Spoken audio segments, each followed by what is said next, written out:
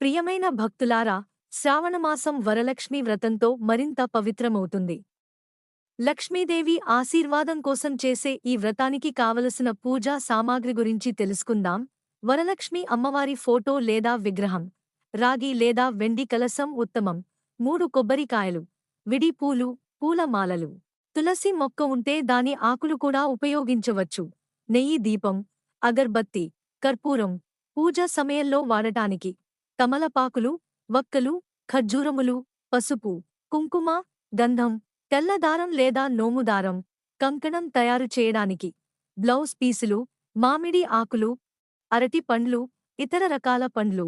నైవేద్యంగా తెల్లటి తువాలు, కలశాన్ని కప్పుకోవడానికి బియ్యం, కలశం అడుగున పరచడానికి పూజా సామాగ్రిని ముందుగానే సిద్ధం చేసుకోవాలి.